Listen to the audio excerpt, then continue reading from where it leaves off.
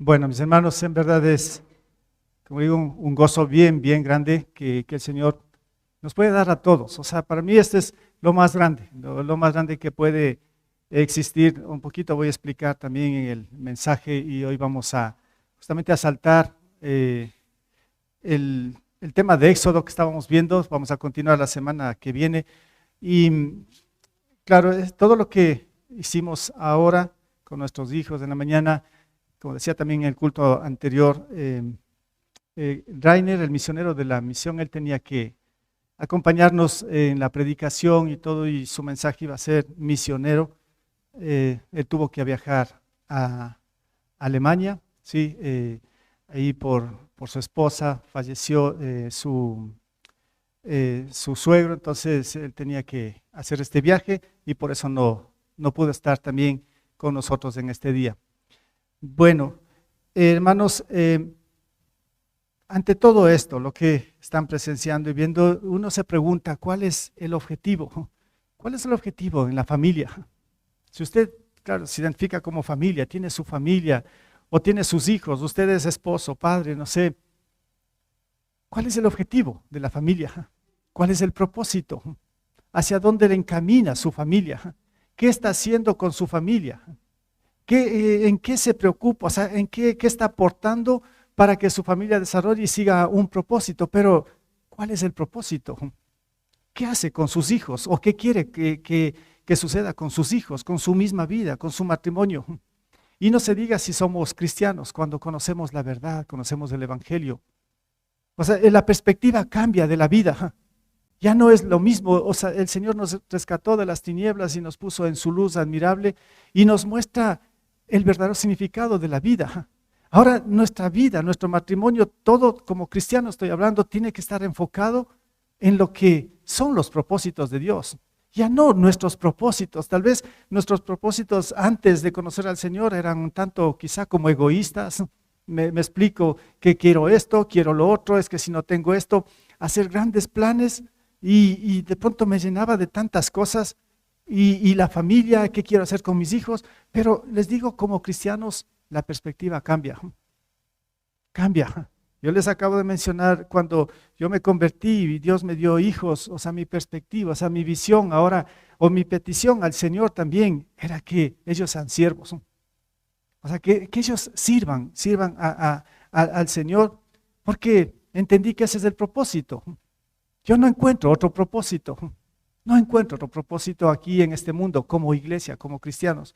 Entonces, hermanos, un poquito aquí quiero mencionar esto y quiero mostrar a través de este texto de Hechos, capítulo 13, si pueden abrir ahí sus Biblias, Hechos capítulo 13, unos 3 versículos nada más. Y donde quiero que analicemos, veamos acá cuál en verdad es la misión de la iglesia. Si bien es cierto, desde muy temprana edad cada uno de nosotros hemos escuchado la palabra iglesia. O sea, tenemos, o no sé hasta qué punto usted tiene en claridad, o sea, claro o tal vez no en cuanto al concepto de lo que es iglesia. Como digo, desde muy pequeños hemos escuchado la palabra iglesia y nuestros papás han dicho, vamos a la iglesia, tienes que ir a la iglesia por aquí, la iglesia por acá, y peor cuando ya nos convertimos, la palabra iglesia empieza a ser esta palabra como muy particular o muy común en nuestro vocabulario. Pues yo tal vez no sé cuántas veces utilizo la palabra iglesia en el día, en mi familia. Entonces de pronto se vuelve como parte. ¿Pero qué es la iglesia?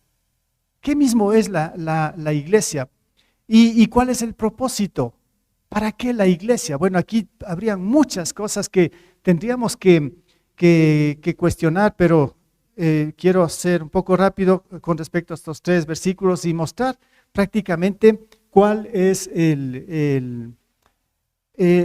cuál es la misión de la iglesia.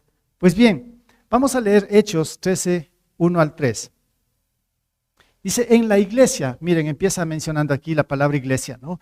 En la iglesia de Antioquía eran profetas y maestros Bernabé, Simeón, apodado el Negro, Lucio de Cirene, Mananén, que se había criado con Herodes el tetrarca y Saulo, mientras ayunaban y participaban en el culto al Señor, el Espíritu Santo dijo: apártenme ahora a Bernabé y a Saulo para el trabajo al que los he llamado. Así que después de ayunar, orar e imponerles las manos, los despidieron.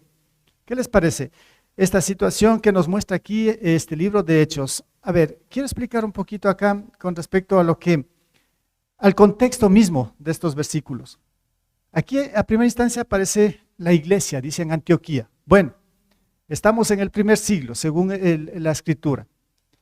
La primera iglesia levantada acá por el Señor Jesús fue en Jerusalén, después de que Él discipuló a los 12, después de que instituyó ahí muchas cosas y los mandó a ser discípulos de todas las naciones, derramó su Espíritu Santo, eso podemos ver en Hechos 2. El Señor establece su iglesia. Ahí levanta la iglesia en Jerusalén, esa fue la primera iglesia. Bueno, ya voy a explicar quiénes son parte de la iglesia y todo. Bueno, ahí estaba esta iglesia. Empieza a crecer la iglesia en número, ¿sí? La primera predicación de Pedro ahí dada, él predicó el evangelio y se convirtieron como 3,000, dicen, ¿no? 3,000 se bautizaron y fueron parte de su iglesia. Luego 5,000, a tal punto que la iglesia en Jerusalén, después de que eran solamente 12 personas y había otras personas más ahí, un total de 120, dice la palabra, ya creció como más de 5,000 personas que eran la iglesia en Jerusalén. Ahora, había un mandato, una misión, eso es lo que quiero presentar en esta mañana, ¿no? Que está en Hechos 1:8, la misión de la iglesia. El Señor le dijo a la iglesia: cuando venga sobre ustedes el Espíritu Santo, me serán testigos aquí, recibirán poder y me serán testigos aquí en Jerusalén, en Judea, Samaria y hasta lo último de la tierra. Esa es la misión de la iglesia. Eso le estaba diciendo a la primera iglesia y esa misión sigue vigente hasta ahora. ¿Qué pasó con la iglesia que parecía que iba bien? Iba creciendo en número, todo estaba bien, disfrutaban de buena comunión, disfrutaban de un buen compañerismo, no había, dice, ninguna necesidad en esta iglesia. Qué interesante, pero les faltaba la esencia, les faltaba cumplir con la misión. La misión era ir y predicar el evangelio hasta los confines de la tierra. Y el Señor pues movilizó a su iglesia, a esta primera iglesia, pero por medio de una persecución. Y lo que aconteció a primera instancia fue la muerte, o el primer mártir, se lo conoce así, de la iglesia, podría ser de este gran evangelista, Esteban, este diácono, que prácticamente muere apedrado por predicar el evangelio. Y a raíz de esto se desata toda una persecución de la iglesia en Jerusalén.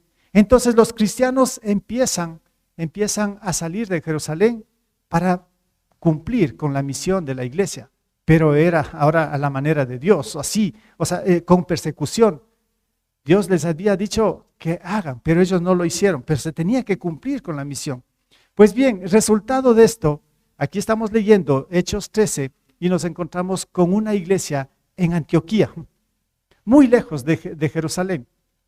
Esto fue resultado de todas las personas que salieron en la persecución, y aquí justamente en Antioquía, una ciudad muy grande, empieza el Señor a levantar una nueva iglesia. Ya. Bueno, todavía no sé cómo lo está entendiendo el concepto de iglesia. Ahí estamos en este versículo 1, donde nos muestra muchas características, pero antes de avanzar, yo tengo aquí el primer punto, ¿no? Una iglesia que cumple la misión, pues es una iglesia que en verdad, como vamos a ver más luego, aquí con estos nombres que da, es una iglesia que capacita, una iglesia que entrena, disipula, forma, como queramos verlo, siervos y maestros ¿de qué? De la palabra. Eso a primera instancia, esa es una iglesia que cumple la misión. Ahora, pero antes de pasar a esto, yo quiero que aclaremos un poco qué mismo es iglesia. Estoy hablando la iglesia de Jerusalén, la iglesia de Antioquía, estamos hablando de la misión de la iglesia, estamos hablando de que aquí había muchos maestros en la iglesia. Bueno, ¿qué es iglesia? Entonces, ahora, ¿no? ¿Qué es iglesia?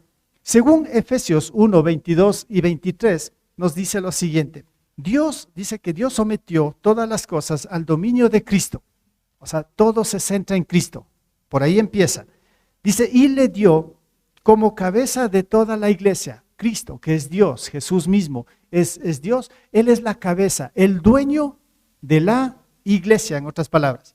Dice, esta, refiriéndose a la iglesia, dice, esta que es su cuerpo, es la plenitud de aquel que lo llena todo por completo.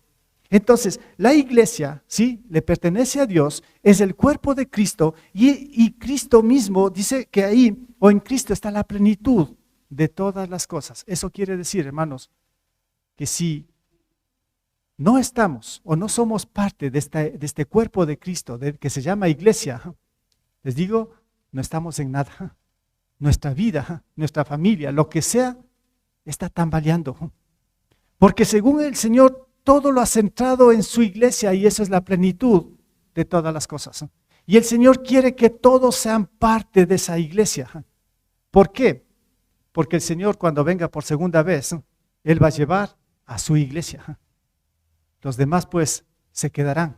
Y el Señor quiere que todos sean parte de esa iglesia. Entonces cuando decimos que ¿qué mismo es la iglesia? Tenemos que ir un poquito al significado de la palabra en el griego, en el original. Iglesia quiere decir eclesía. ¿Qué significa eclesía en el griego? Dice llamados afuera. Eso significa iglesia. Entonces tiene un significado. Dice que el Señor nos está llamando. Él está llamando a todos a que sean parte de su iglesia. Está llamando hacia afuera. Es que como que estamos adentro en un lugar, que claro, ese lugar es de condena, ya voy a explicar. Un lugar de oscuridad, un lugar de mucha adversidad, y el Señor viene a sacarnos de ahí, ¿sí? Nos llama a que salgamos afuera, porque afuera, si podemos decirlo así, afuera, no es el mundo, sino en el significado, saliendo afuera, vamos a encontrar la plenitud de todo y vamos a estar en su iglesia, porque ahí quiere mantenernos el Señor, quiere que todos seamos parte de su iglesia. Bueno, esos son los designios del Señor. Bueno, ¿qué es la iglesia? Entonces, un poco ya lo explico, pero también tenemos que ver la identidad en la iglesia. Ahora, no sé hasta aquí, si usted se está identificando, la pregunta sería, ¿soy parte de esa iglesia? Soy no de Puente de Amor, de la iglesia de Cristo, me refiero, la iglesia universal. ¿Pertenezco a la iglesia del Señor? Tendríamos que hacernos la pregunta, si Cristo vendría ahora mismo, en este momento, qué bueno que sería, ¿no? Que venga ahorita que venga el Señor. Si Cristo vendría ahora por segunda vez, ¿usted sería levantado hacia las nubes, como dice la palabra, llevado a la presencia de Dios? ¿Usted tiene esa convicción, esa certeza? Les digo, si usted está dudando, si está escuchando por primera vez y no se identifica con esto, sepa que todavía usted no es parte de ese cuerpo, el cual el Señor quiere que pertenezca. Aquí la iglesia no excluye a nadie, la iglesia de Cristo. El Señor más bien quiere que todos sean parte de su pueblo, porque ahí vamos a ser más que bendecidos. Entonces, la identidad en la iglesia, ¿cómo me identifico? ¿Cómo se identifica usted? Usted puede mostrar claramente y decir, sí, yo tengo seguridad ahora de que pertenezco a la iglesia del Señor. Bueno, en Primera de Pedro, sí, aquí tengo un texto, Primera de Pedro 2, 9 y 10 nos puede aclarar un poquito cuando digo la identidad en la iglesia. Dice, pero ustedes, refiere a los que son de la iglesia, ¿sí? Está diciendo a los que son de la iglesia, del Señor, a los que ya son de la iglesia. Dice, pero ustedes son linaje escogido, real sacerdocio, nación santa, pueblo que pertenece a Dios, para que proclamen las obras maravillosas de aquel que los llamó de las tinieblas a su luz admirable. Ustedes antes ni siquiera eran pueblo, pero ahora son pueblo de Dios. Antes no habían recibido misericordia, pero ahora ya la han recibido. Mi pregunta es, ¿usted se identifica con este texto? ¿Usted se identifica como parte de ese linaje que Dios escogió? Ese real sacerdocio, ¿se identifica como parte de esa nación santa, como ese pueblo que le pertenece a Dios? ¿Tiene usted el suficiente poder, la motivación, el gozo de predicar las maravillas de Dios? ¿Se identifica con esto? ¿Se identifica de que antes ni era pueblo, pero ahora ¿Es un pueblo al cual le pertenece a Dios? Bueno, usted puede responder. Y si está respondiendo afirmativamente, gracias a Dios, usted es parte de la iglesia de Cristo. Usted es parte de esa nación santa. Pero nos falta un poquito más. Aquí, en este sentido, ¿cómo ingreso? ¿Cómo soy parte? Bien, el Señor es la cabeza. Él es el dueño de su iglesia. Él nos muestra una identidad. Pues bien, para ser parte de su iglesia necesitamos dos cosas nada más. Dos cosas. La primera es arrepentimiento y fe. ¿El arrepentimiento en qué sentido? Arrepentimiento es reconocer que soy pecador y por ser pecador estoy separado de la gloria de Dios y condenado para siempre. Eso nos dice la palabra. Entonces, esto me muestra de que es importante el arrepentimiento a primera instancia. Ya, si yo me arrepiento, entonces la fe que debo poner es en Jesús, porque Él es la cabeza. En Jesús, porque Él dio la vida por mí, Él clavó mi pecado en la cruz y yo debo reconocerlo. Y debo estar consciente de lo que significa esto. Cuando yo lo hago esto por la gracia de Dios, no por mis esfuerzos, no por lo que yo soy, sino por la gracia de Dios, por su infinito poder que nos mueve por medio de su Espíritu Santo a creer. Cuando yo he llegado a este punto, el Señor me ha dicho, bienvenido a mi familia, bienvenido a mi iglesia. Entonces, pues, como dijo Pablo, ya, si alguno está en Cristo, ya es una nueva criatura, todo lo viejo ha pasado y aquí todo es hecho nuevo. Entonces, cuando somos parte de la iglesia y tenemos esa identidad, empezamos a descubrir que todo es hecho nuevo. Mi matrimonio, mi vida, mi familia, mis hijos, ahora todo es hecho nuevo. O sea, y no solamente así hecho nuevo, sino que es hecho de una manera perfecta por la obra de Dios, porque antes estábamos en la oscuridad y en las tinieblas y en la condena. Y el Señor ahora ha hecho un milagro a través del arrepentimiento y la fe. Me da vida eterna, me da salvación y me agrega a su familia, que se llama iglesia. Bueno, entonces, hermanos, espero que le vaya captando, o tal vez para algunos ya es repetido esto, pero es importante que todos tomemos conciencia de quiénes somos. ¿Quién es usted? ¿Quién soy yo? Como personas. Y si nos decir sobre todo cristianos. Entonces, porque en la iglesia, cuando estamos hablando de que una iglesia es la que cumple la misión, ¿sí?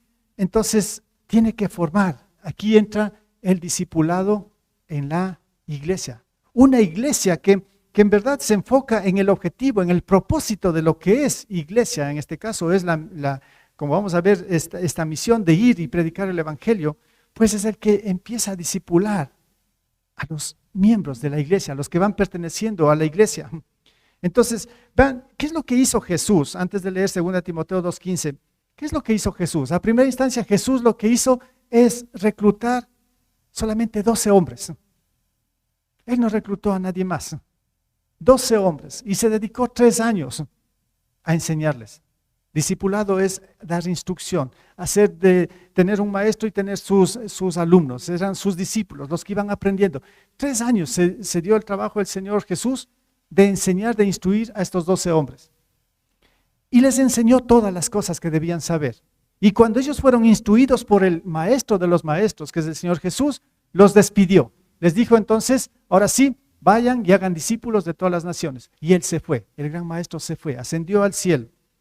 Entonces, deja establecido la misión en su iglesia, que tenemos que, a primera instancia, como puse aquí, el primer punto, capacitar, entrenar, discipular, formar siervos o maestros de la Biblia. ¿Por qué estoy diciendo esto? Porque en esta iglesia de Antioquía, ¿sí? Regresando al texto, en la iglesia de Antioquía, dice, eran profetas y maestros, Bernabé, Simeón, apodado el Negro, Lucio, bueno, un número de nombres aquí, que si nos ponemos a analizar uno por uno, les digo, primero no acabaríamos muy rápido en analizar a cada uno, pero en segundo lugar, nos quedaríamos muy sorprendidos de quiénes eran. ¿Quiénes eran estos hombres? Que ahora estaban liderando, o los que estaban al frente como pastores, como ancianos o como maestros de la iglesia en Antioquía. Es impresionante, tal vez en algún momento tenga que predicar o enseñar y coger uno por uno, decir voy a predicar de Bernabé, y ahí tenga todo lo que es Bernabé, todo lo que es Simón Negro, era un apodo, ¿no? Parece ser que era un negrito ya de África. Pues esa iglesia estaba compuesta de grandes maestros, ¿no? Maestros en la Biblia. Ahora, entonces, la iglesia que cumple con la misión, con el objetivo que Dios trazó, es el que discipula, es el que instruye. Jesús nos dio el ejemplo. Por eso, aquí, cuando digo el discipulado en la iglesia, Pablo le escribe a Timoteo esta segunda carta y le dice a su discípulo, esfuérzate por presentarte a Dios aprobado como obrero que no tiene de qué avergonzarse y que interpreta rectamente la palabra de verdad. Ese es el objetivo como iglesia. Tenemos que discipularnos para presentarnos ante Dios como obreros aprobados. Que Él nos apruebe, que vean en el discipulado que tenemos, ¿no? Se llamaba buen siervo, obrero fiel. Que el Señor diga en verdad, tú eres de mi iglesia y tú eres un obrero fiel, un buen siervo. Porque la iglesia del Señor tiene que estar repleta, llena ¿de qué? De buenos siervos, de obreros fieles. Esa es la iglesia. Esa es la iglesia que cumple con el objetivo, con la misión que el Señor dejó para su iglesia. Entonces, a primera instancia, pues tenemos que trabajar en esto, en el discipulado de lo que es, o en la formación para cada uno de nosotros, formar buenos siervos, obreros fieles. En otras palabras, hermanos, lo que queremos formar, o que nos formemos aquí como cristianos, como iglesia, es que seamos, cuando digo obreros fieles, buenos siervos, eso para mí quiere decir que seamos esposos responsables, padres responsables. Y hermanos, aquí quiero decir un poquito, miren que hablando del objetivo de lo que es la misión, a veces la iglesia, sí, hablando de la misma iglesia, como que se desconcentra y sigue otros propósitos, siguen otra misión. Le va a sonar un poquito raro lo que le voy a decir, pero no se confunda, no, después no digas que el pastor predicó de esta manera, no, póngale mucha atención a lo que voy a decir. Hermanos, el objetivo principal que tiene la iglesia, la misión principal, verán lo que voy a decir, suena raro, no es la familia, no es el matrimonio. Híjole, ustedes van a decir, ¿y ahora qué pasó? Y ahora va a predicar que hermanos, a primera instancia no es esto. Pero lo que quiero decir es que el enemigo ataca grandemente al matrimonio y a la familia, porque sabe que si destruye matrimonios, si destruye familias cristianas, automáticamente, ¿qué pasa con la misión? Automáticamente se estanca. Mientras haya conflictos matrimoniales en las iglesias, problemas y las familias se desintegren y lo que sea, hermanos, la misión de la iglesia se detiene. No sé si lo ve usted de esta forma. Entonces, hermanos, si ve cómo ataca el enemigo algo frágil de la iglesia como es el matrimonio y la familia, y por eso sí tenemos que ser muy cuidadosos y por eso tenemos que capacitarnos. Cuando ya viene el segundo punto, voy a hablar un poco más de esto, donde tenemos que estar preparados, discipulándonos si tenemos sobre todo responsabilidades, como digo, como esposos o padres. Entonces, si somos cristianos, seamos cuidadosos en esto, ¿no? Seamos muy cuidadosos. Porque el Señor quiere hacer de su iglesia algo grande. Y lo grande es que en todas las naciones se conozca el Evangelio de Cristo. Bueno, entonces ya aclaro un poquito más. Esto tal vez le quedó ahí un poco como raro. Pero yo les digo que en este primer punto, en lo secular, miren que los grandes personajes, no se piense en un gran personaje, se me viene a la mente Abraham Lincoln, expresidente, ¿no?, de Estados Unidos. No sé si conoce un poquito la historia de este presidente, pero es interesante este hombre cómo empieza a formarse, pero la situación es crítica, la historia es bien complicada, pero a la final llegó a ser presidente de los Estados Unidos. Eso en lo secular, claro que era un hombre que tenía temor también a Dios, pero no se diga, cuando abrimos la Biblia y vemos hombres y mujeres que se han capacitado, que se han entrenado, que se han formado en el temor de Dios, pues el Señor los ha pasado o ha pasado sus nombres a la eternidad. Han sido grandes siervos y siervas del Señor para siempre. Están ahí los grandes mártires de la iglesia, los grandes mártires que dieron su vida por el Evangelio, por la iglesia, por Cristo. Entonces, sí hay grandes cosas, pero tenemos que entender cuál es el objetivo y el propósito exactamente de lo que es la iglesia. ¿Sí? Inmersas están, repito, familia, matrimonio, eso sí, tenemos que trabajar duro acá para que haya estabilidad en la familia, para que no haya ningún impedimento para poder seguir con la misión que el Señor nos ha dejado como iglesia. Entonces, siguiendo el texto, podemos ver la segunda cosa, es que una iglesia que cumple la misión, en verdad es una iglesia que adora a Dios. En el versículo 2 de Hechos 13, dice que estaban en el culto, estaban adorando a Dios. La iglesia estaba adorando a Dios. Dice, mientras ayunaban y participaban en el culto del Señor. Sí ven, ¿no? Ahí estaba la iglesia. Sería casi como estamos ahorita, ¿no? En este momento. Ya me puedo imaginar, en esta iglesia en Antioquía, no sé cómo sería ahí la sala o el lugar, el cuarto, no sé, pero seguramente si era un lugar grande porque era una ciudad también muy grande y seguro también muchos cristianos, si había muchos maestros porque la iglesia tal vez era más grande en número como los que estamos acá. Estaban adorando a Dios, quizá un domingo como ahora. Dice, mientras ayunaban y participaban en el culto al Señor, el Espíritu Santo dijo, apártenme ahora a Bernabé y a Saulo para el trabajo al que los he llamado. ¿Qué pasó? ¿Qué sucedió en medio del culto? Cuando la iglesia está adorando a Dios.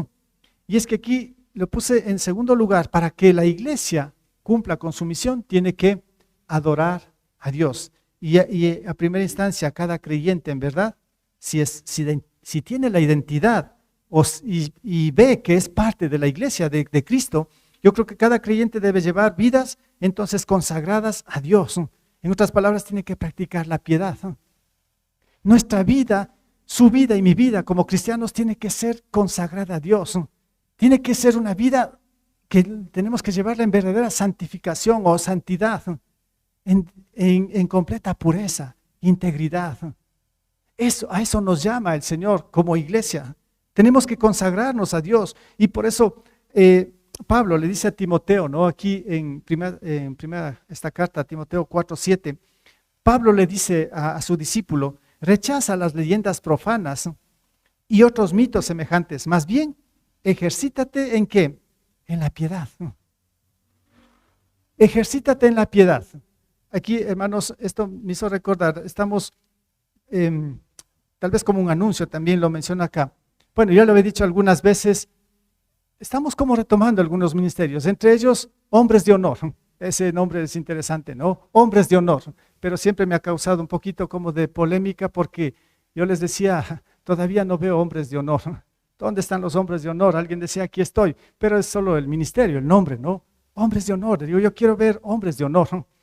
Un poco aquí como anuncio y también con respecto a esto porque nos metimos con este grupo de hombres acá donde dice que nos ejercitemos en la piedad.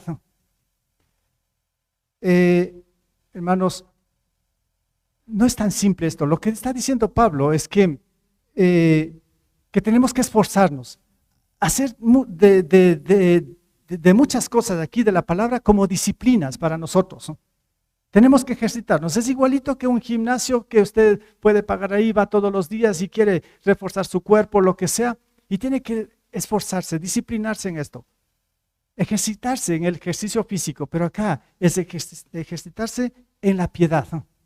Tenemos que trabajar duro cada día, como hombres o mujeres, como cristianos. Y decía, con estos hombres de honor nos hemos propuesto ahí ejercitarnos en la piedad, trabajar juntos. Y cuando nos damos cuenta y empezamos a conversar unos con otros, nos damos cuenta que, híjole, estamos bien lejos. Qué lejos estamos de ser piadosos. Qué lejos estamos de estar consagrados a Dios. Porque en verdad todavía hemos estado debilitados por ciertas cosas. Pero el Señor nos llama a esto.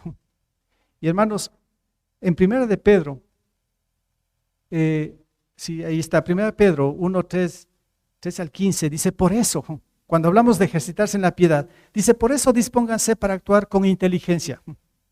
Tengan dominio propio, pongan su esperanza completamente en la gracia que les dará cuando se revele Jesucristo. Como hijos obedientes, escuche bien esto, no se amolden a los malos deseos que tenían antes, cuando vivían en la ignorancia. Más bien sean ustedes santos en todo lo que hagan, como también es santo quien los llamó, pues está escrito, sean santos, ¿por qué? Porque yo soy santo. Esto lo conocemos, lo hemos leído muchas veces, lo hemos predicado, pero ¿cuál es la realidad en nuestras vidas como creyentes? ¿Estamos en esa santidad? ¿Estamos consagrados al Señor? Vean, hermanos, somos una iglesia aquí que en verdad estamos adorando a Dios. ¿Estamos conscientes de lo que estamos haciendo en este preciso momento? ¿Usted sí se dio cuenta al venir acá a lo que venía? ¿Sí sabe lo que estamos haciendo aquí? ¿Sí? Estamos adorando a Dios. Es un culto de adoración a Dios, no es cualquier reunión donde hemos convocado y vamos a hablar algo de Dios y vamos a cantar. No, es un espacio donde Dios nos ha dado para adorar a Dios, porque aquí está la iglesia, aquí está su iglesia, la iglesia que le pertenece a Él. Entonces tenemos que hacerlo en santidad, no es cualquier cosa esto. Entonces, hermanos, cuando hablo de la adoración a Dios como algo que la iglesia debe tener para cumplir con su misión, también pues tenemos que ver que las prioridades o la prioridad deben ser las cosas de Dios. ¿Qué significa esto, hermanos? ¿Ven cuánto fácilmente nosotros hacemos prioridad cualquier otra cosa, menos las cosas que son importantes o que son de Dios? ¿Me explico?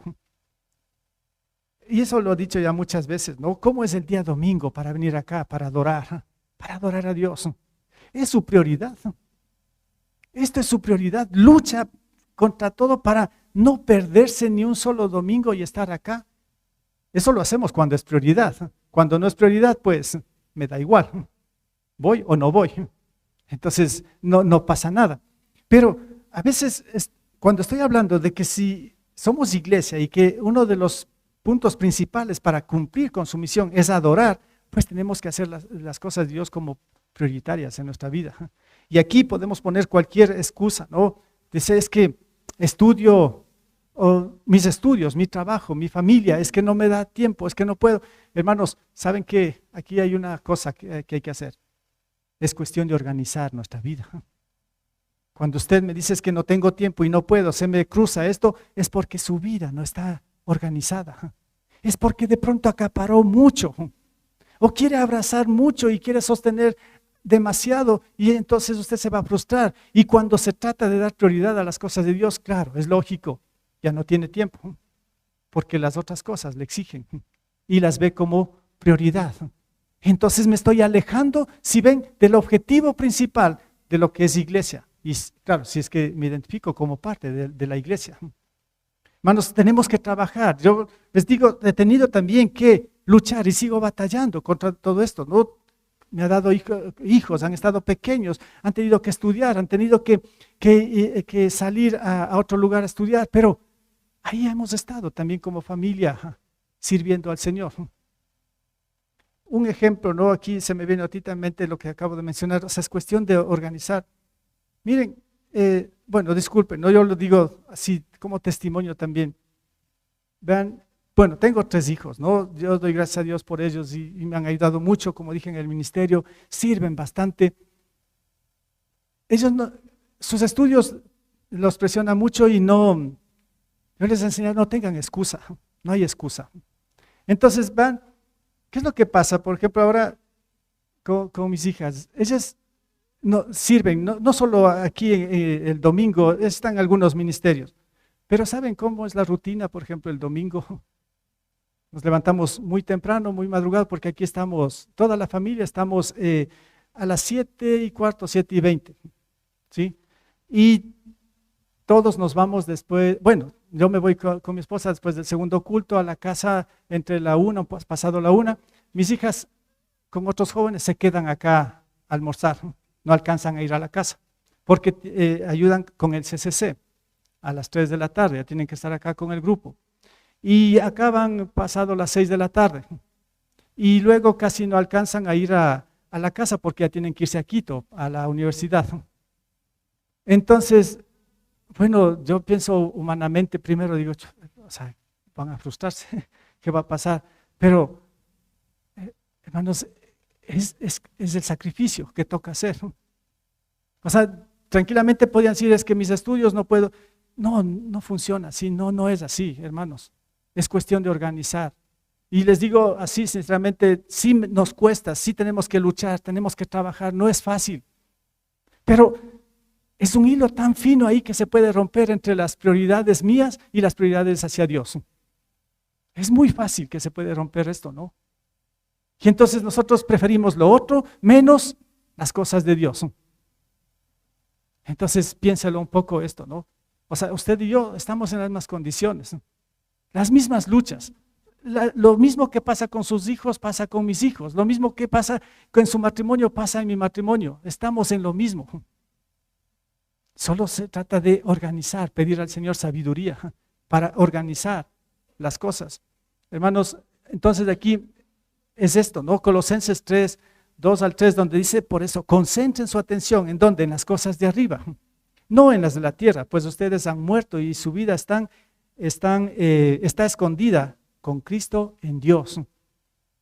Tenemos que esforzarnos, la piedad, como dije antes, ¿no? Concentrar nuestra vida en las cosas de arriba, en lo que es prioritario, lo que es de Dios, lo que es para Dios. No tenemos que desviarnos. Y aquí, repito una y otra vez, es muy complicado si luchamos con nuestras propias fuerzas. Dejemos que el poder de Dios actúe en nuestras vidas. Si Él lo dice, así tiene que ser. Entonces hay que concentrarnos en las prioridades o en las cosas de Dios, no en las nuestras. Esa es una iglesia que adora a Dios. Esa es una iglesia que adora a Dios. Y también aquí en este punto, pues, podemos ver que algo pasó en esa iglesia que está adorando a Dios. Repito el versículo el 2.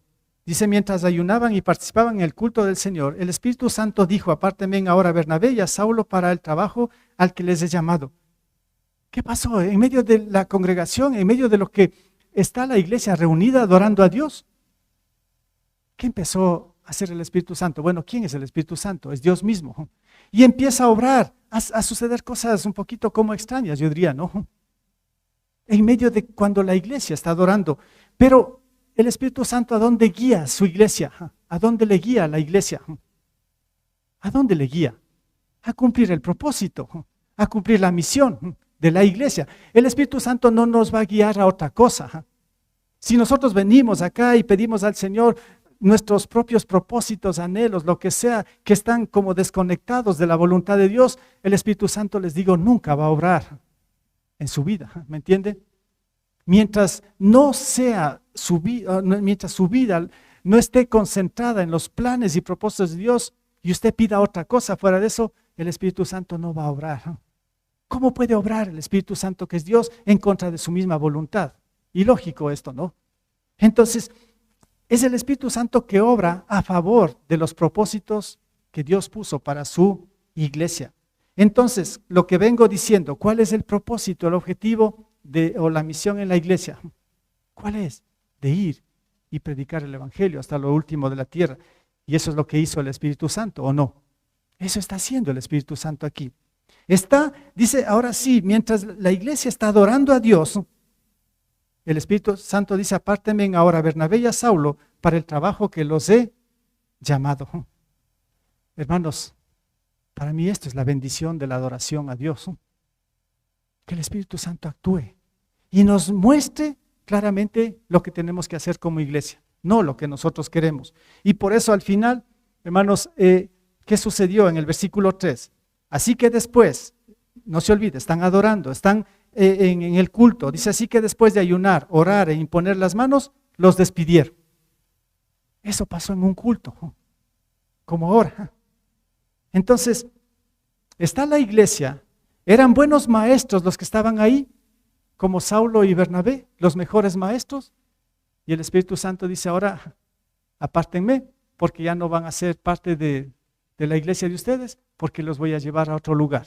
Pero eso sucedió mientras la iglesia adoraba. Ya. Entonces, en primer lugar dice que fue con ayuno. un poco interesante acá.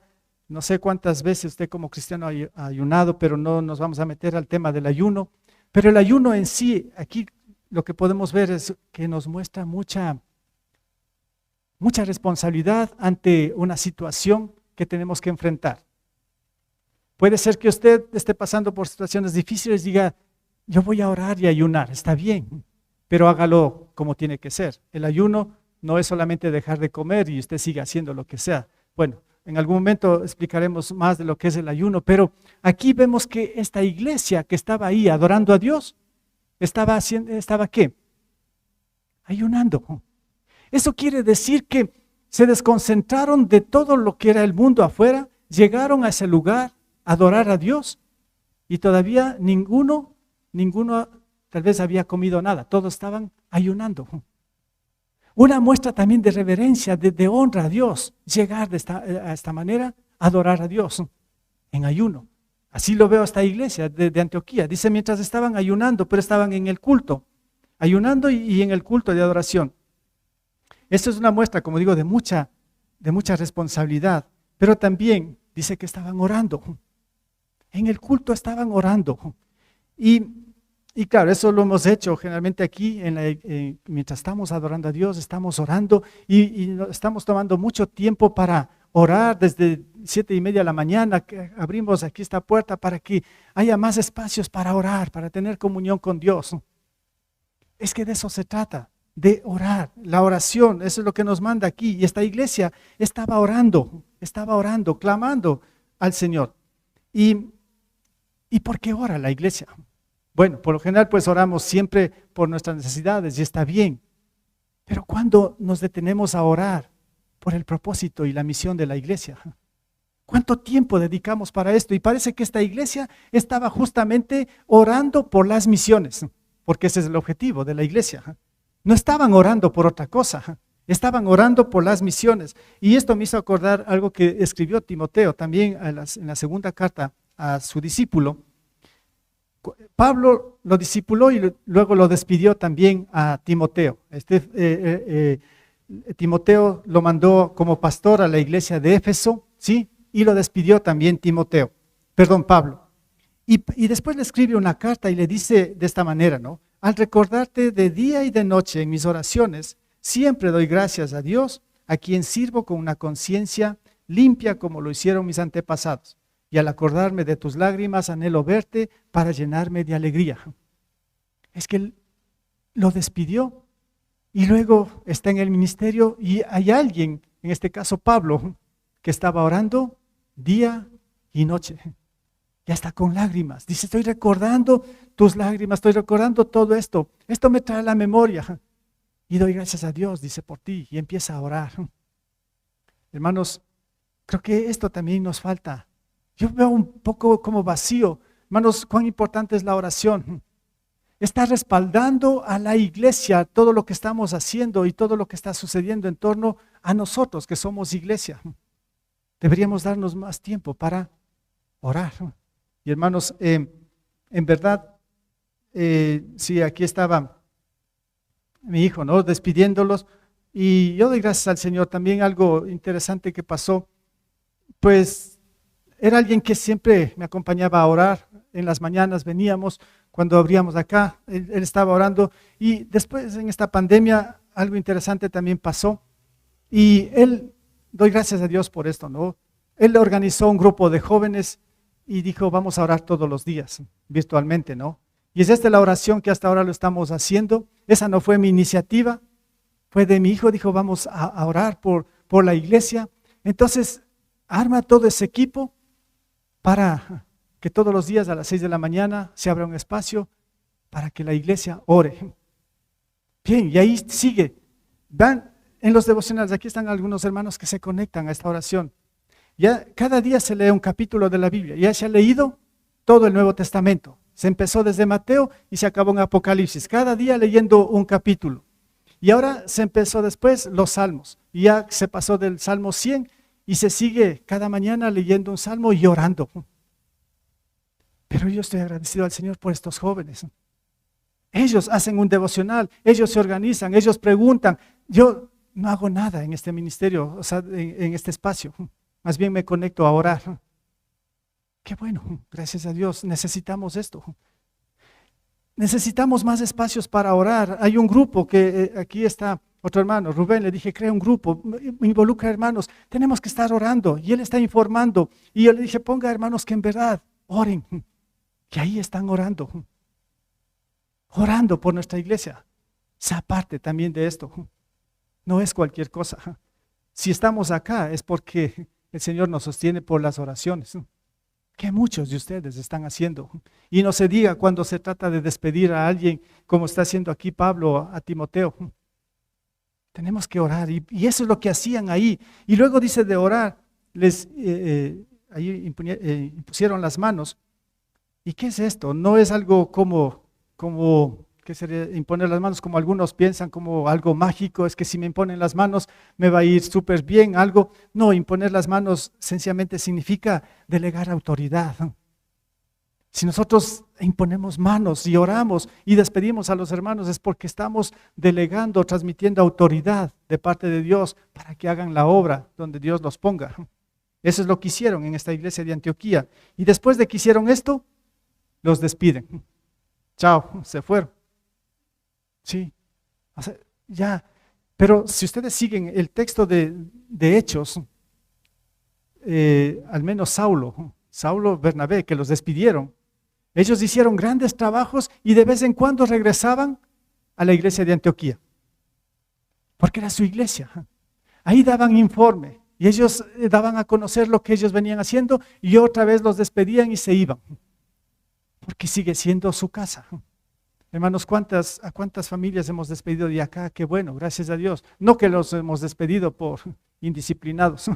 No pasa eso nunca, ¿no? Sino más bien hemos despedido para que vayan a hacer la obra del Señor a cualquier lugar. Y aquí quiero hacer énfasis una vez más en esto, ¿no? De acordarnos, orar. Los hermanos que hemos despedido acá tienen ya una trayectoria. Yo les decía en la mañana también, cuando vino Jorgito Vera acá, predicó con su iglesia, todo bien. Después yo comuniqué un accidente que él tuvo, tremendo, pero Dios lo libró. Y en estos últimos días allá, ellos dan un buen testimonio allá en este lugar, en San Pedro, donde está la iglesia. Pero a veces sí, la gente lamentablemente así somos. Por la mínima nos gritamos y claro, no eran creyentes. Jorgito va a decir algo ahí, a hacer un reclamo y este hombre sale con un tubo, un fierro y lo sigue atacando y casi, o sea, le sigue golpeando en la cabeza. Claro, por poco podríamos decir, lo mata, ¿no? Porque golpes bien fuertes. Pero así están los hermanos. O sea, necesitamos orar por ellos y conocer. Hermanos, si ustedes quieren, vayan un domingo, visiten, desen una vuelta por allá, por San Pedro, por Ucuquí. Ayer me decía un hermano, no lo vi aquí, no vino. Dice, no me toca turno, es Ujier, ¿no? Dice, entonces estoy libre. Me voy de vacaciones, dijo, no, dice, pero no voy a venir al culto, dice, pero quiero irme a San Pedro, quiero aprovechar el día, primero me voy a ir al culto, voy a visitar a los hermanos y después voy a dar una vuelta ahí con mi familia. Bien, qué bueno. Haga también usted de repente así, pero visite y ore por estos hermanos. Estar enterados de todo lo que está pasando con los hermanos que hemos despedido desde acá. Allá son nuevos lugares, nuevas costumbres, nuevas cosas. Esa es la obra de un obrero y un misionero. Entonces, nuestra responsabilidad es orar, apoyar, no solamente despedirlos, ¿no? Bueno, mis hermanos, es más o menos, sí, por el tiempo, ¿no? Ya estamos, hermanos, esto me hizo pensar, es como la familia. ¿En qué sentido? Miren, yo decía también en la mañana, el Señor me dio una esposa, nos casamos, nos dio 3 hijos, contentos con 3 hijos y ahora contentos con una nieta, pero ya en la casa ya está -1, ¿me entienden? Ya se fue uno, ya se fue Josué, ya, y están mis hijas. De pronto pues mis 2 hijas van a salir también, se casarán, no sé, y si Dios lo permite estaremos otra vez solo con mi esposa. Volvemos otra vez. Sí saben esto, ¿no? Del nido vacío y todo lo que sucede. Dice que, claro, los hijos son una bendición, son del Señor, así como nos da, nos quita. Y a veces no queremos que el Señor nos quite, ¿no? Pero bien, yo estoy agradecido al Señor, ¿no? Con mi hijo también, ahí ya, bien, pero ya no está. Es la familia, la iglesia es la familia de Dios. El Señor nos da y el Señor otra vez dice, les quito. Así como les quitó, les dio a estos grandes maestros, Bernabé y Saulo, y después dice, les quito. El Señor es el que nos provee, el Señor es el que sustenta, el Señor es el que sostiene su iglesia, que somos nosotros. Así que mis hermanos, que nos unamos hoy más que nunca a cumplir ¿qué? La misión de la iglesia, no otras cosas. No nos desconcentremos, cumplamos con lo que Dios en lo que Dios nos puso, en lo que Él lo dispuso, de que vayamos y hagamos discípulos por todos los confines de la tierra. Pero se necesita enviar, no hay de otra manera.